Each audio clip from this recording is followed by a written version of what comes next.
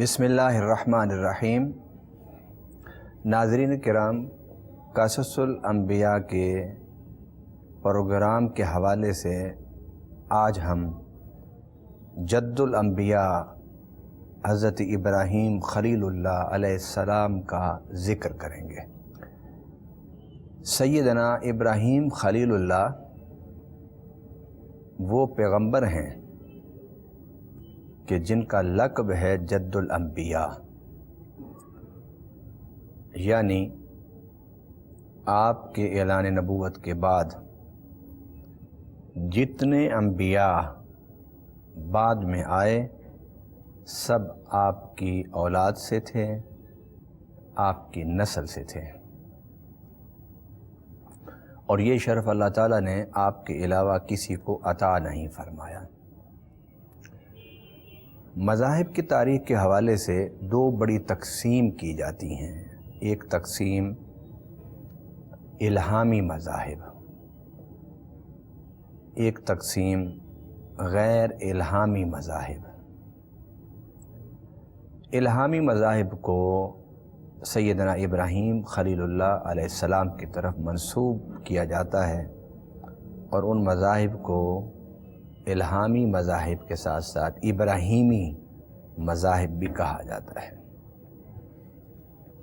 ابراہیمی مذاہب میں تین مذہب ہیں: یہودیت، عیسائیت اور اسلام۔ یہ تینوں مذاہب مشرق وسطیٰ سے ان کا ظہور ہوتا ہے۔ یہودیت کا ظہور علاقہ فلسطین سے، عیسائیت کا ظہور بھی بلاد شام سے، اور اسلام کا ظہور مکہ سے۔ یہ تینوں مذاہب فکری اعتبار سے، اعتقادی اعتبار سے اور علاقائی اعتبار سے ایک دوسرے کے بہت قریب ہیں، کیونکہ یہ تینوں مذاہب اللہ تعالیٰ نے انبیاء کے ذریعے عطا فرمائے، اور نبی اللہ کا نمائندہ ہوتا ہے، اور رب سب سے ایک جیسی بات کرتا ہے۔ بات اس وقت بدلتی ہے کہ جب بولنے والے کے فکر میں ارتقاء ہو کہ وہ تحقیق کر رہا ہے۔ آج اس کی رائے کچھ اور ہے جس کا اس نے اظہار کیا، اس نے تحقیق جاری رکھی، پھر اس کی رائے بدل گئی، پھر اس نے اس بدلی ہوئی رائے کا اظہار کیا۔ اللہ ان چیزوں سے پاک ہے، اور قرآن پاک میں اللہ تعالیٰ نے واضح ارشاد فرمایا کہ لو کان من عند غیر اللہ لوجدوا فیہ اختلافا کثیرا، کہ اللہ کی بات وہی بات ہوتی ہے کہ جس میں اختلاف نہ ہو۔ اس لیے ان تینوں مذاہب میں اعتقادی اور فکری اعتبار سے سب چیزیں مشترک ہیں۔ اور حضرت ابراہیم کے بعد حضرت موسیٰ آئے تو انہوں نے بھی یہی فرمایا کہ میں ملت ابراہیم کا پیروکار ہوں۔ سیدنا عیسیٰ علیہ السلام تشریف لائے تو انہوں نے بھی یہی فرمایا کہ میں ملت ابراہیم کا پیروکار ہوں۔ میرے آقا صلی اللہ علیہ وسلم تشریف لائے تو آپ نے بھی یہی فرمایا ملت ابراہیم حنیفہ، کہ ہم بھی ملت ابراہیم کے پیروکار ہیں۔ تین دنیا کے بڑے مذاہب کہ جن کی جو تعداد ہے وہ دنیا کے باقی سب مذاہب سے زیادہ ہے۔ یہ تینوں مذاہب حضرت ابراہیم علیہ السلام سے فیض لے رہے ہیں۔ یہ تینوں مذاہب حضرت ابراہیم علیہ السلام کے فکر پر، اعتقادات پر، تعلیمات پر، جد و جہد پر اور ان کے اسوہ حسنہ پر ان کی بنیاد ہے۔ جس طرح میں نے عرض کیا کہ دنیا میں مذاہب کو دو تقسیم کی گئی ہیں، ایک تقسیم الہامی اور ابراہیمی مذاہب، اور دوسری تقسیم غیر الہامی اور غیر ابراہیمی مذاہب، ان میں ہندوازم ہے، سکھ، بدھ مت، جین مت، شینٹوازم، کنفیوشزم، یہ مذاہب اس میں آتے ہیں۔ حضرت ابراہیم علیہ السلام کے حوالے سے ابراہیمی مذاہب پر گفتگو ضروری ہے، اس لیے کہ ابراہیم علیہ السلام کی یہ وجہ امتیاز ہے، یہ خاص آپ کا ایک خوبی ہے، خاص ایک آپ کی وصف ہے، خاص آپ کا ایک کمال ہے کہ آپ کے بعد آنے والے سارے نبی اپنے آپ کو حضرت ابراہیم کی طرف منسوب کرتے ہیں، حضرت ابراہیم علیہ السلام سے اپنی نسبت رکھتے ہیں۔ ناظرین کرام، حضرت ابراہیم علیہ السلام نمرود کے زمانہ میں پیدا ہوئے، اور نمرود نے بھی خواب دیکھا تھا کہ ایک شخص آئے گا جو میرے اقتدار و حکومت کو چیلنج کرے گا۔ اس نے پابندی لگا دی کہ کوئی میاں بیوی آپس میں ملاپ نہ کرے، مگر حضرت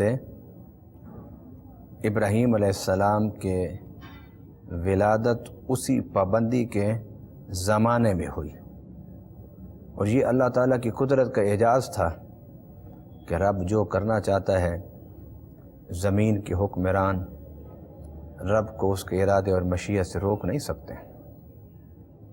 اور اتفاق ہے کہ آپ کے والد تارخ وہ نمرود کے دربار میں ملازم تھے، اس کے باوجود اللہ تعالیٰ جو کرنا چاہتا ہے اسے کوئی روک نہیں سکتا۔ آزر آپ کے والد نہیں تھے، آپ کے چچا تھے، مگر انہوں نے حضرت ابراہیم علیہ السلام کو پالا تھا۔ حضرت ابراہیم بھی حضرت نوح کے بیٹے سام کی اولاد سے تھے۔ حضرت ابراہیم علیہ السلام کے حوالے سے احادیث میں اور پہلے الہامی کتابوں میں یہ بات موجود ہے کہ آپ کی والدہ کو جب حمل ٹھہرا تو آپ اسے چھپاتی رہیں، اور جب ولادت کا وقت آیا تو آپ ایک پہاڑ کی غار میں تشریف لے گئیں جہاں حضرت ابراہیم علیہ السلام کی ولادت ہوئی۔ آپ کی والدہ دن اور رات میں سے کچھ حصہ نکال کر آپ کے پاس جاتی، آپ کو دودھ پلاتی، آپ کے ساتھ وقت گزارتی۔ تاریخ اور حدیث کی کتابوں میں ہے کہ آپ اسی غار میں ہی تھے، اسی غار میں کہ آپ دنیا کو، دنیا کے نظام کو، دنیا کی باتوں کو سمجھنے لگ گئے تھے۔ ایک دن آپ کی والدہ آپ کو کھانا کھلانے کے بعد جب واپس گئی تو غار کا دہانہ پوری طرح بند کرنے سے رہ گئی، بند نہ ہو سکا۔ تو ابراہیم علیہ السلام فرماتے ہیں کہ میں غار کے دہانے پر آیا تو میں نے کیا دیکھا کہ آسمان ہے اور اس پر تارے چمک رہے ہیں۔ اب یہاں پر مفسرین میں دو رائے آ جاتی ہیں، دو سوچ آ جاتی ہیں۔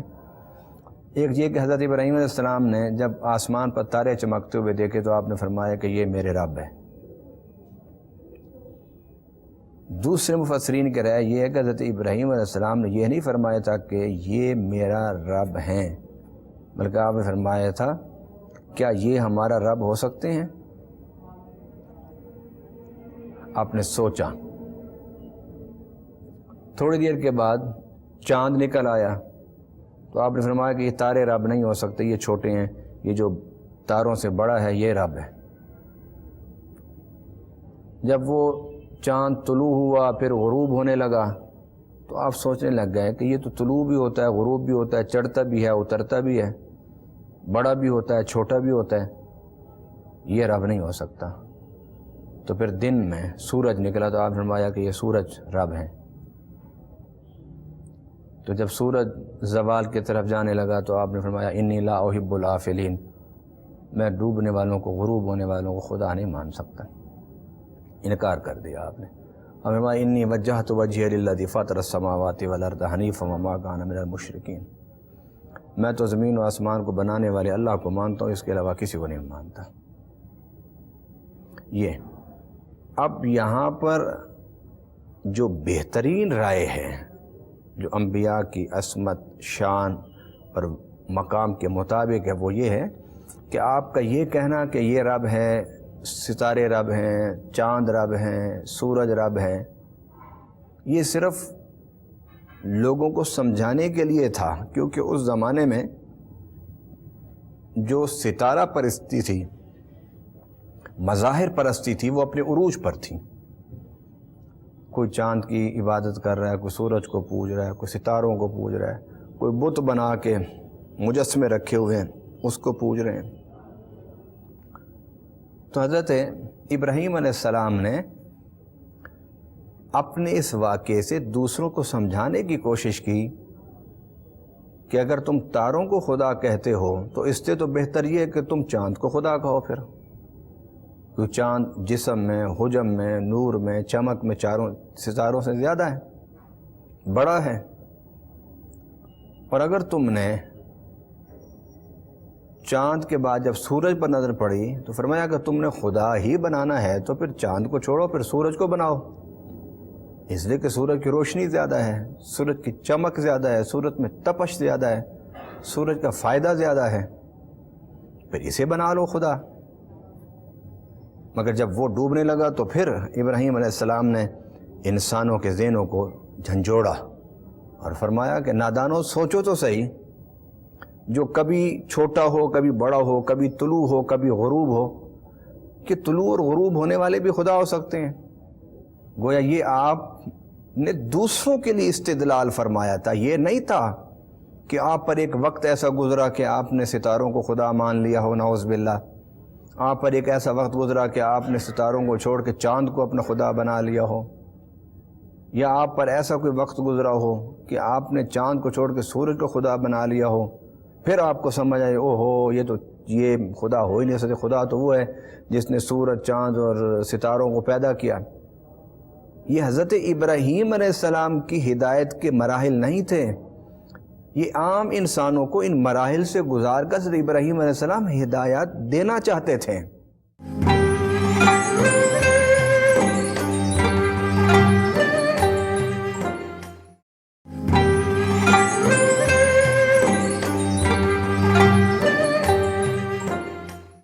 اللہ تعالیٰ نے ارشاد فرمایا کہ حضرت ابراہیم علیہ السلام کو ہم نے رشد اور ہدایت دے کر بھیجا تھا کہ وہ لوگوں کو ہدایت دے. تو آپ نے اپنے چچا آزر سے اور قوم سے کہا یہ بتاؤ کہ یہ جو تم نے بت بنائے ہوئے ہیں اور ان کے سامنے تم بیٹھ کے سر جھکا کے عبادتیں کرتے ہو، کیا یہ ٹھیک ہے؟ ایسا کرنا چاہیے؟ تو انہوں نے کیا جواب دیا؟ انہوں نے کہا قالوا وجدنا آباءنا لہا عابدین، ہمارے ماں باپ ایسے کرتے تھے، ان کے سامنے سر جھکا کے بیٹھتے تھے، ان کو پوچھتے تھے، ان کی عبادت کرتے تھے، اس لیے ہم کرتے ہیں. اللہ اکبر. قالوا وجئتنا بالحق ام انت من اللاعبین قال لقد کنتم انتم وآباؤکم فی ضلال مبین. حضرت ابراہیم علیہ السلام نے کیونکہ پہلے پوری طرح بات سمجھائی تھی ان کو، لیکن وہ پھر کہتے تھے کہ دلیل لے کر آؤ. حضرت ابراہیم علیہ السلام نے فرمایا کہ اگر تمہارے باپ اور دادا کوئی گمراہی کا کام کر رہے ہوں تو تم بھی اسے کرتے رہو گے؟ کیا تم سے جو پہلے لوگ ہیں جو کام کریں، کیا یہ دلیل بن جاتی ہے حقانیت کی اور سچائی کی؟ ایسا ہرگز نہیں ہے. ابراہیم علیہ السلام کو وہ کہنے لگے کہ کوئی دلیل ہے حق کی تو لاؤ ہمارے ساتھ ایسے لاو و لعب نہ کرو، کھیل کود نہ کرو ہمارے ساتھ، ہمارا مذاق نہ اڑاؤ. حضرت ابراہیم علیہ السلام نے فرمایا قال بل ربکم رب السماوات والارض الذی فطرہن وانا علی ذلکم من الشاہدین. اگر تم چاہتے ہو کہ میں تمہیں کوئی دلیل دوں، کوئی تمہیں سمجھاؤں، تو آؤ میں تمہیں سمجھاتا ہوں. سمجھانا بہت آسان ہے، سمجھنا بہت آسان ہے اگر تم چاہو تو. آپ نے پوچھا بتاؤ आसमानों को पैदा करने वाला कौन है? ज़मीन को पैदा करने वाला कौन है? तुम्हें पैदा करने वाला कौन है? जो पैदा करने वाला है आसमानों का, ज़मीनों का, तुम्हारा, वही तुम्हारा रब है। इसमें इतनी कौन सी उलझन है? इसमें कौन सी इतनी परेशानी की बात है जो समझ नहीं आ रही तुम्हें?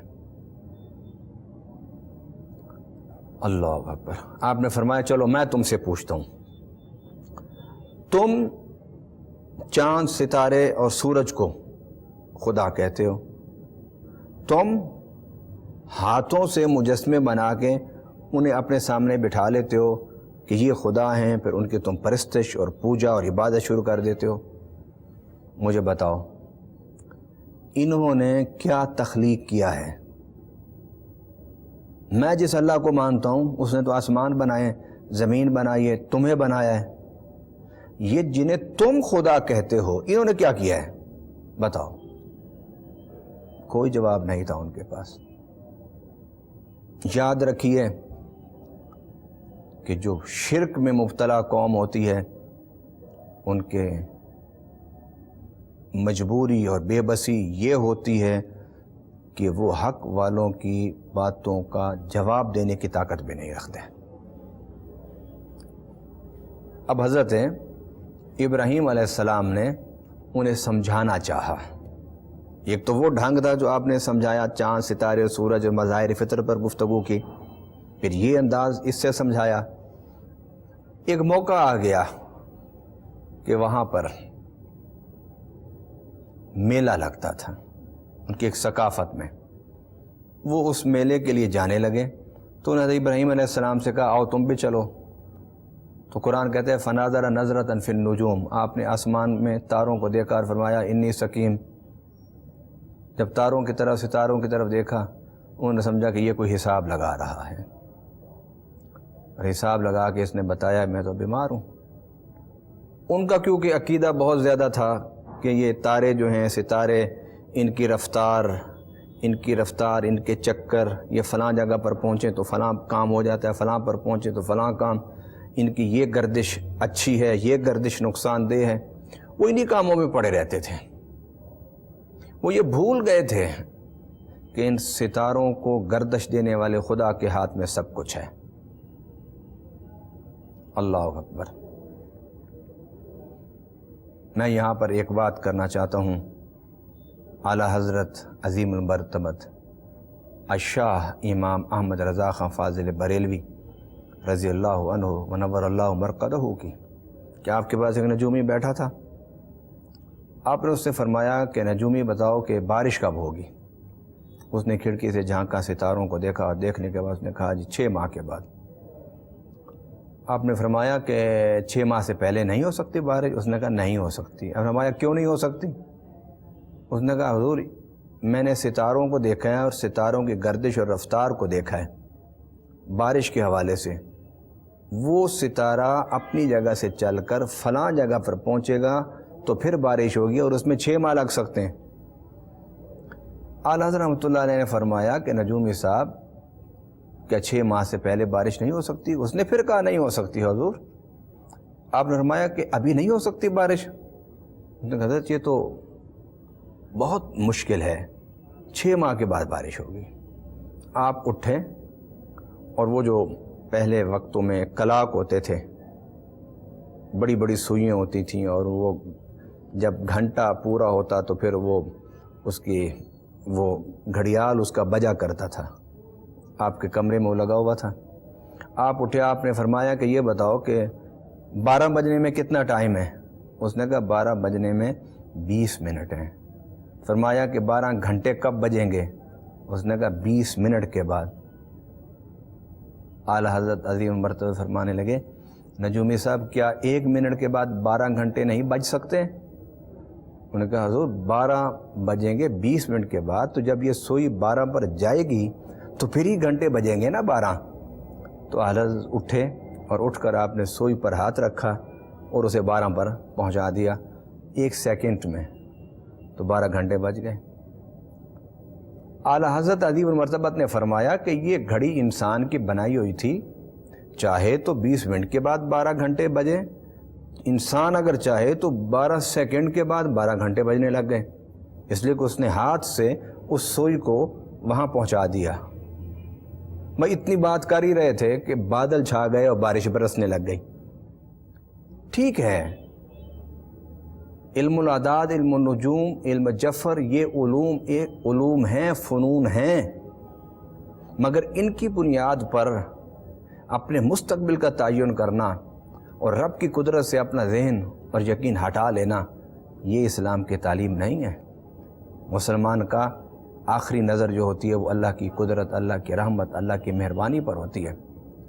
ڈاکٹر کے پاس جانے والا مریض، اس کو ڈاکٹر کچھ بھی کہے اس کی رپورٹیں دیکھ کے، مگر ہوگا وہی جو اللہ چاہے گا۔ میں نے بڑے صحت مند لوگوں کو ہسپتال میں جاتے ہوئے دیکھا، لیکن ڈاکٹر نے کہا معمولی مرض ہے، لیکن ان کے واپس جنازے آئے۔ وہ لوگ بھی ہسپتالوں میں نے جاتے ہوئے دیکھے جن کے بارے میں ڈاکٹر کہتے تھے بڑے سیریس ہے، ان کا بچنا مشکل ہے، لیکن وہ صحت مند ہو کے خوش و خرم گھروں کو واپس آئے۔ میں اپنے ناظرین کو کہوں گا کہ مت ڈرو، مت گھبراؤ، صرف ایک کا ڈر اپنے دل میں پیدا کر لو، ایک کی محبت اپنے دل میں پیدا کر لو، تو باقی سب کے ڈر اور خوف سے تم آزاد ہو جاؤ گے۔ اللہ کی طرف آؤ، اللہ پر یقین کو مضبوط کرو۔ جب یقین مضبوط ہوتا ہے تو پھر پہاڑ پھٹ جاتے ہیں، سمندر راستہ چھوڑ دیتے ہیں، تارے جھک جاتے ہیں قدموں میں آ کر۔ تو ابراہیم علیہ السلام نے تاروں کی طرف دیکھا اور ان کا کیونکہ بڑا یقین تھا تاروں پر، تو آپ نے فرمایا انی سقیم، تو وہ سمجھ گئے کہ انہوں نے حساب کیا ہے کہ یہ بیمار ہونے والا ہے، اس لیے یہ میلے پر نہیں جانا چاہتا۔ آپ نہ گئے، وہ سارے میلے پر چلے گئے، اور میلے سے سیدھا وہ پھر اپنے بت خانے میں اپنے خداؤں کے پاس آ کے نظر و نیاز چڑھاتے اور وہاں بیٹھ کے دعائیں مانگا کرتے تھے۔ ابراہیم علیہ السلام نے کلہاڑا لیا اور بت خانے کے اندر چلے گئے، ہر بت کی کوئی نہ کوئی عضو کاٹ دیا، کسی کا ناک، کسی کا ہاتھ، کسی کا بازو، کسی کا پاؤں، کسی کی گردن، اور کاٹنے کے بعد وہ جو کلہاڑا تھا آپ نے جو بڑا بت تھا اس کے کندھے پر رکھ دیا۔ جب وہ سارے اپنا میلہ کھیلنے کے بعد واپس پہنچے، سیدھا اپنے عبادت گاہ میں گئے تو دیکھا کہ وہاں پر ان کے جتنے بت ہیں سب مجروح ہیں، کٹے ہوئے ہیں، پھٹے پڑے ہیں۔ تو بڑا غضب، بڑا شور، بڑا پروپیگنڈا پھیل گیا، بادشاہ تک بات جا پہنچی۔ بادشاہ نے کہا یہ کس نے کیا ہے؟ تو لوگوں نے کہا قالوا سمعنا فتى يذكرهم يقال له ابراہیم، ہم نے ایک نوجوان کو بتوں کے خلاف باتیں کرتے ہوئے بہت سنا تھا جس کا نام ابراہیم ہے، یہ اسی کا کیا ہوا ہوگا۔ انہوں نے کہا قالوا فأتوا به على اعین الناس لعلهم يشهدون، فرمایا اس کو لوگوں کے سامنے لاؤ اور پھر لوگ اس کے بارے میں گواہی دیں۔ حضرت ابراہیم علیہ السلام کو لایا گیا، قالوا اانت فعلت هذا بآلهتنا یا ابراہیم، پھر نبی بھرے دربار میں، بھرے اجتماع میں لوگوں کو اللہ کی توحید کا درس دے رہا ہے، رب کے ساتھ جوڑ رہا ہے۔ نبی اور رسول کا کام یہ ہوتا ہے کہ مخلوق خدا کا رب سے ٹوٹا ہوا رشتہ دوبارہ جوڑ دے، قائم کر دے۔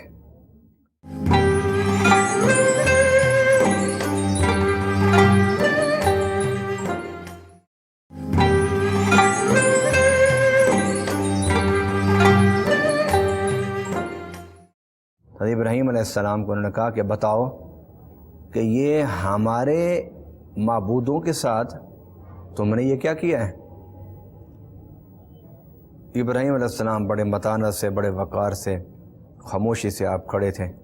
جب انہوں نے پوچھا تو آپ نے فرمایا قال بل فعلہ کبیرہم، آپ نے فرمایا مجھ سے کیا پوچھتے ہو، جس کے کندھے پر کلہاڑا پڑا ہے اسی سے کیوں نہیں پوچھتے؟ جس کے کندھے پر کلہاڑا ہے اسی نے یہ کام کیا ہوگا، اس سے پوچھو جا کے۔ اللہ اکبر۔ اب مشرکوں کے لیے نہ آگے بڑھ سکتے تھے نہ پیچھے ہٹ سکتے تھے۔ مطلب کیا تھا کہ جو آلہ قتل ہے وہ جس سے برآمد ہوا ہے اسی سے پوچھ لو، وہ جو ان میں بڑا بت ہے، بڑا خدا ہے، اس سے سوال کرو۔ حضرت ابراہیم علیہ السلام نے جب یہ کہا نا فَاسْأَلُوهُمْ إِنْ كَانُوا يَنْطِقُونَ، اور جنہوں نے مار کھائی ہے تم انہیں خدا کہتے ہو نا، ان سے پوچھ لو، اور جو مارنے والا ہے بڑا بت اس سے پوچھو۔ ابراہیم علیہ السلام نے یہ فرمایا۔ تو ابراہیم علیہ السلام کی بات سن کے کیا ہوا؟ قرآن کہتے ہیں فَرَجَعُوا إِلَىٰ أَنفُسِهِمْ فَقَالُوا إِنَّكُمْ أَنْتُمُ الظَّالِمُونَ، ان کے سر جھک گئے اور وہ سوچنے پر مجبور ہو گئے کہ ہم ظلم کرنے والے ہیں، کیونکہ قرآن پاک میں نا ان الشرک لظلم عظیم، ایک ظلم تو یہ نا کہ آپ کسی سے زیادتی کریں، شرک اپنے ساتھ زیادتی ہے، اپنے ساتھ زیادتی ہے کہ انسان اپنے آپ کو مقام آدمیت، مقام عظمت، مقام شرف سے گرا کے زمین پر لٹا دیتا ہے۔ اور یہ چاند، سورج، ستارے، دریا، پہاڑ، یہ تو اللہ نے انسان کے تابع کیے تھے، اور انسان جب شرک پر آتا ہے تو پھر ان کے تابع ہو جاتا ہے، ان کو سجدہ ریز ہو جاتا ہے۔ فرمایا تو نے تو اپنے آپ کو خود گرا دیا، یہ تو نے ظلم کیا۔ قال اتعبدون من دون اللہ ثم نکسوا علی رؤوسہم، ان کے سر جھک گئے۔ قرآن کہتا ہے پہلے تو وہ اپنے انفس، اپنی طرف پلٹے، اپنے دل کی طرف پلٹے، اپنی سوچوں کی طرف پلٹے کہ بات تو ابراہیم ٹھیک کہہ رہا ہے، پھر انہوں نے ثم نکسوا علی رؤوسہم، پھر ان کے سر جھک گئے، اور انہوں نے کیا کہا؟ لقد علمت ما ہؤلاء ینطقون، ابراہیم تو بھی جانتا ہے کہ یہ نہیں بولتے، تو جو بول ہی نہیں سکتے ان سے ہم کیسے پوچھیں؟ وہ کیا جواب دیں گے ہمیں؟ وہ نہیں ہمیں جواب دیتے۔ اللہ اکبر۔ نبوت و رسالت کا غصہ اپنے عروج پر جا پہنچا، لیکن بعد میں پھر بھی متانت اور دلائل کو ساتھ رکھا۔ آپ نے فرمایا اتعبدون من دون اللہ ما لا ینفعکم ولا یضرکم، عبادت ان کی کرتے ہو جو نہ تمہیں نقصان دے سکتے ہیں نہ تمہیں فائدہ دے سکتے ہیں۔ میں تو اس اللہ کی عبادت کرتا ہوں کہ جب وہ نفع دینے پر آتا ہے تو دنیا پوری اس سے روک نہیں سکتی۔ میں تو اس اللہ کو پوچھتا ہوں کہ جب وہ کسی کو پکڑنا چاہتا ہے تو کوئی اس کی پکڑ سے بچ نہیں سکتا۔ تم کیسوں کی عبادت کرتے ہو؟ دوسروں کو نفع پہنچانا یا دوسروں کو نقصان دینا وہ تو الگ بات ہے، وہ تو اپنے آپ کو نہیں بچا سکے۔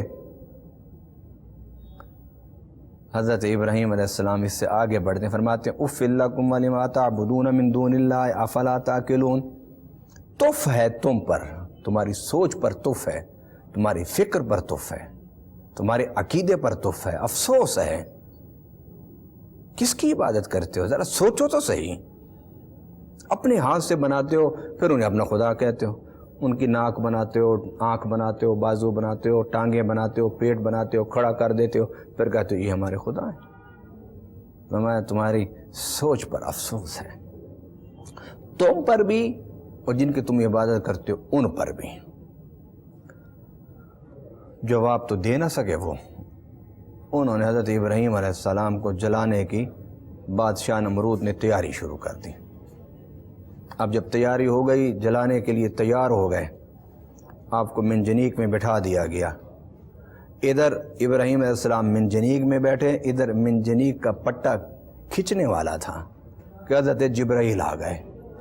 جبرائیل علیہ السلام نے کہا ابراہیم میں وہاں تک جاتا ہوں جہاں تک نہ کوئی نبی اور رسول جا سکتا ہے، تیرے دل میں کوئی خواہش ہے تو بتا، تو نار نمرود میں جا رہا ہے۔ ابراہیم علیہ السلام نے فرمایا اما الیک فلا، تجھے میں کچھ بھی نہیں بتاؤں گا، کہ میرے دل میں کیا خواہش ہے، میری دعا کیا ہے، میری درخواست کیا ہے، التجا کیا ہے۔ انہوں نے کہا مجھے نہیں بتاتے تو ٹائم بڑا تھوڑا ہے، خود رب سے بات کر لو۔ تو ابراہیم علیہ السلام نے فرمایا کہ میں اللہ سے کیوں بات کروں، میرا اللہ نہیں جانتا کہ اس کا خلیل آگ میں جا رہا ہے؟ آپ نے بات نہیں کیا۔ آپ نے فرمایا اگر میرا رب مجھے جلانے پر راضی ہے تو ابراہیم ایک دفعہ نہیں 100 بار جلنے کے لیے راضی ہے۔ میں جلنے کے لیے راضی ہوں۔ بس انہوں نے منجنیق کھینچی، ابراہیم اڑے، آگ کی طرف جانے لگے، گرنے لگے۔ اس سے پہلے کہ ابراہیم گرتے رب نے کہا قُلْنَا يَا نَارُ كُونِي بَرْدًا وَسَلَامًا عَلَىٰ ابراہیم، اے آگ میرا ابراہیم خلیل آ رہا ہے تیرے پاس، اس کو ایسے رکھنا جس طرح مہمانوں کو رکھا جاتا ہے، ٹھنڈی ہو جا۔ اور ٹھنڈی بھی ایسی ٹھنڈی، سلامتی والی ٹھنڈی۔ تو ٹھنڈی ہو گئی وہ۔ اب ان سے انہوں نے پوچھا کہ تم نے ابراہیم کو کیوں آگ میں ڈالا؟ تو انہوں نے کہا قالوا حرقوه وانصروا آلہتکم ان کنتم فاعلین، آؤ ابراہیم کو جلاؤ اگر تم اپنے خداؤں کی مدد کرنا چاہتے ہو، اپنے خداؤں کی اگر مدد کرنا چاہتے ہو تو ابراہیم کو جلاؤ۔ جب نبی پاک صلی اللہ علیہ وسلم سے انہوں نے پوچھا کہ آپ کے نبی ہونے کی کیا دلیل ہے، تو حضور صلی اللہ علیہ وسلم نے یہ نہیں فرمایا بس مان لو کہ میں نبی ہوں، کوئی دلیل میں نہیں دیتا، نہیں، آپ نے دلیل دی۔ آپ نے فرمایا فقط لبثت فیکم عمرا من قبلہ افلا تعقلون، دلیل لو، دلیل سمجھو، میں تمہیں دلیل دیتا ہوں۔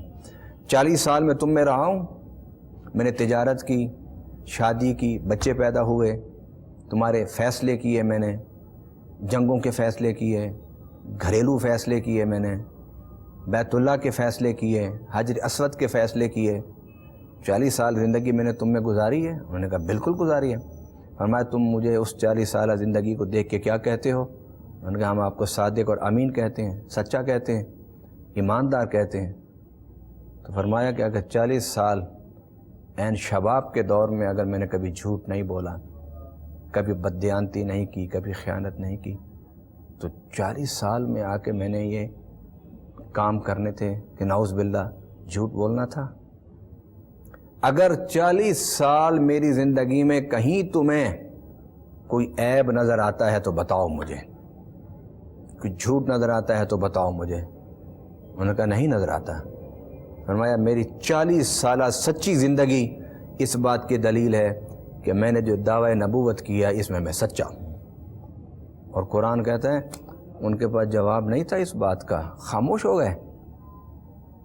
اسی طرح حضرت ابراہیم علیہ السلام کی آپ زندگی کو پڑھیں تو زندگی میں جو آپ نے مکالمہ کیا، جو گفتگو کی مشرکوں سے، اس میں لاجک تھی، فلسفہ تھا، منطق تھی۔ اس لیے تو ان کے پاس جواب نہیں تھا، ان کے پاس ایک ہی راستہ تھا کہ آپ ابراہیم کو اٹھاؤ اور جلا دو تاکہ یہ جل جائے، اس کی فکر اور سوچ آگے نہ بڑھ سکے۔ مگر اللہ کو کچھ اور منظور تھا، رب نے آپ کی سوچ اور فکر کو آگے ہی نہیں بڑھایا بلکہ آپ کو سلامت رکھا، آپ کو بچایا۔ پھر آپ کی سوچ اور فکر کو اللہ تعالیٰ نے آپ کے 2 جلیل القدر بیٹے حضرت اسماعیل اور حضرت اسحاق علیہم السلام کے حوالے سے آگے بڑھایا۔ پھر حضرت اسماعیل کی لڑی سے نبی آخر الزماں حضرت محمد رسول اللہ صلی اللہ علیہ وسلم پیدا ہوئے۔ پھر حضرت اسحاق کی اولاد حضرت یعقوب، یوسف، پھر یہ سلسلہ آگے چلتا ہوا انبیاء بنی اسرائیل، پھر حضرت عیسیٰ علیہ السلام تک پہنچتا ہے۔ اللہ تعالیٰ نے حضرت ابراہیم کو نہ صرف بچایا بلکہ قیامت تک کے لیے نبوت اور رسالت کا قائد بنا دیا۔ ناظرین کرام، آئیے ابراہیم علیہ السلام کی یہ واقعہ ہمیں یہ درس دیتا ہے کہ ہم حق بات کو سمجھنے کی کوشش کریں، حق بات کو دلائل و براہین کے ساتھ سمجھیں، اور حق بات کو، حق عقیدے کو لوگوں تک دلائل و براہین تک پہنچانے کی کوشش کریں۔ ہمارا کام صرف سمجھانا ہے، باقی حق کی طرف لانا یہ اللہ کا کام ہے۔ جس طرح قرآن پاک میں فرمایا ان علیک الا البلاغ وعلینا الحساب، آپ کا کام صرف پہنچا دینا ہے باقی حساب لینا ہمارا کام ہے۔ سیدنا ابراہیم علیہ السلام کی زندگی کا سب سے بڑا سبق یہ ہے کہ شرک کے خاتمہ کے لیے اور صحیح عقیدوں کی اشاعت کے لیے دلائل براہین کا راستہ اختیار کرو۔ اور ابراہیم علیہ السلام کی زندگی بتاتی ہے کہ آپ نے جبر تشدد کا راستہ ہرگز اختیار نہیں کرنا، کیونکہ یہ حق والوں کا راستہ نہیں ہوتا۔ حق والوں کا راستہ یہ ہوتا ہے کہ حق کھول کھول کے بتا دیں اور بس، ماننا یا نہ ماننا یہ سننے والے اور سمجھنے والوں کا اپنا حق ہے کہ اگر وہ مان لیتے ہیں تو جنت تک پہنچ جائیں گے، اگر نہیں مانتے تو جہنم ان کا مقدر ہوگا۔ اللہ تعالی ہمیں اسوہ ابراہیمی سے ان نصیحتوں کو سمجھنے کی توفیق عطا فرمائے۔ وما علینا الا البلاغ المبین۔